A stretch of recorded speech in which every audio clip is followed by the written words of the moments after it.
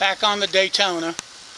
I want to get the old seats put back in to see if the noise level decreases some. I hope it does. And what I'm going to do, I'm going to go ahead and put the sound deadener in, at least in the very back where the seat's going to go. And I'll show you what I'm using.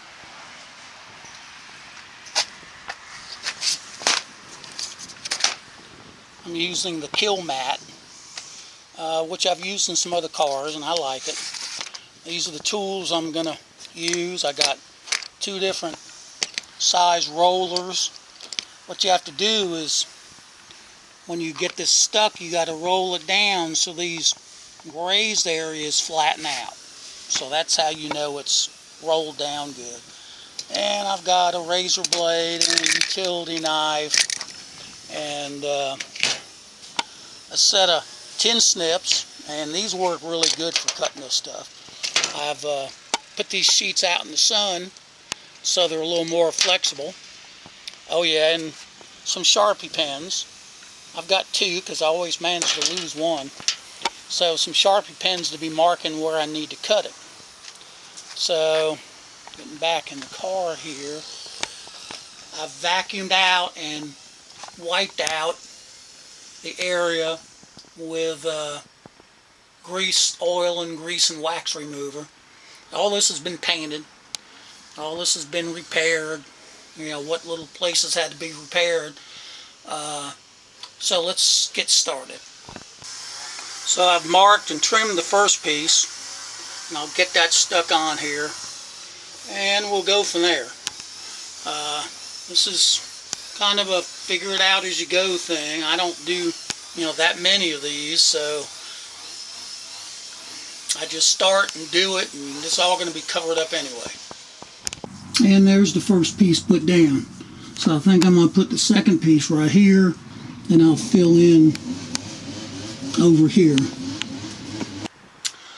I went and got an old comforter, put on the floor, because the floor was really getting to my knees, especially the body bolts.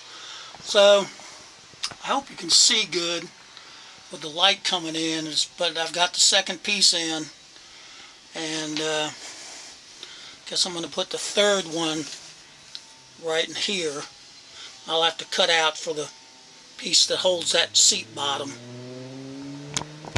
So here's the third piece, and I've got it cut around this seat piece there. I've also got a body bolt right there, and I think what I'm going to do is I'm going to get it attached, and then I'm going to cut around that, because it's kind of hard to get it positioned exactly.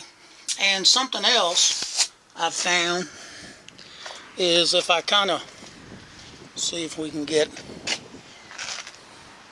if I kind of mold it into place, or mold it to the shape it's going to be, it's a little easier to put down. Mold it before I pull the backing paper off.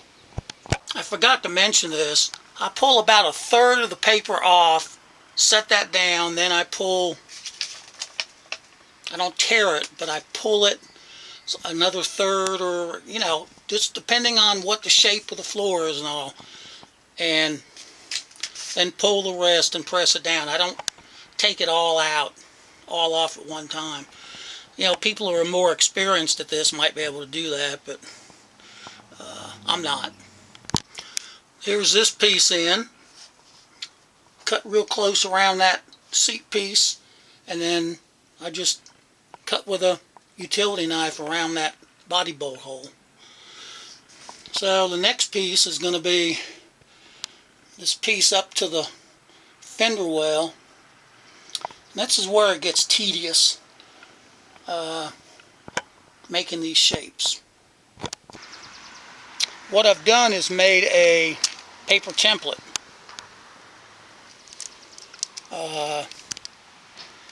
And traced the shape on it. So I'll cut that out and put it in.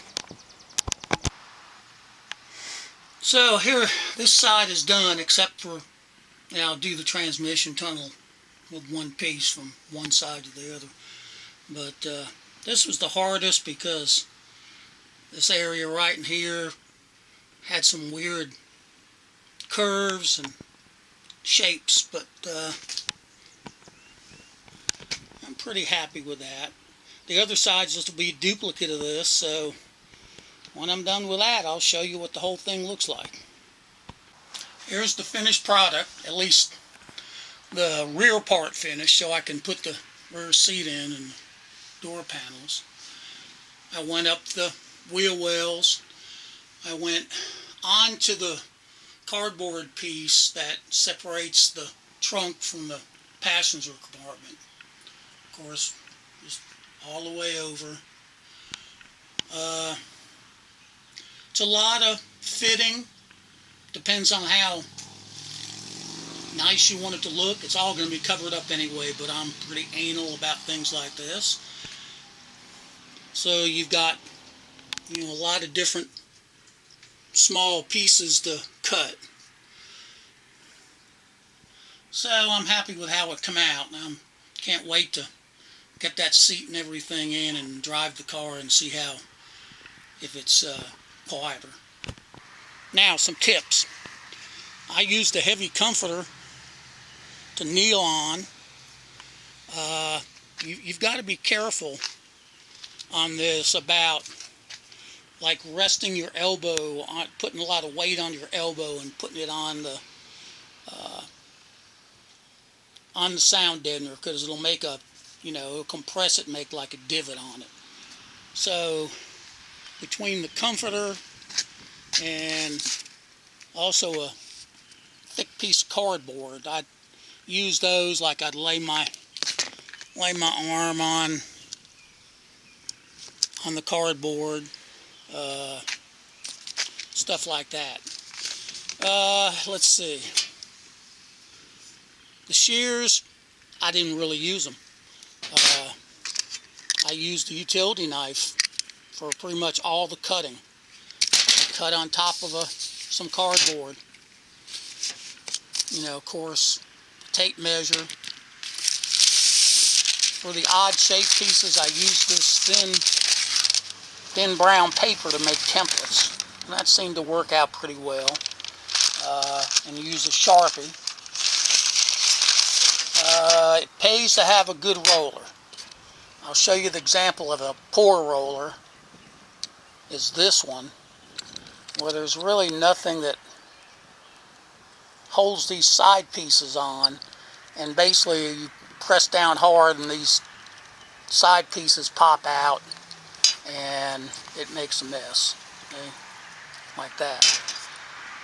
This is another roller I'd gotten when I'd done some of this before, and the side pieces are riveted to the roller, so you can press down hard with this and it doesn't pop out. So a good roller is worth spending a few bucks for. I used a square. That's about it. I used some big washers to make circles where I had a body bolt. Needed to cut out the mat like there, and so we'll have to do it on that one and the one over there. So it's not hard. It's really not hard at all. It just takes a little time. And another tip is to do it on a hot day, a pretty warm day. I wouldn't want to do this outside in really cold weather, because this sound deadener just gets hard to manipulate and hard to roll down. So that's it. If you have any questions or comments, please leave them in the comments section. Thanks for watching.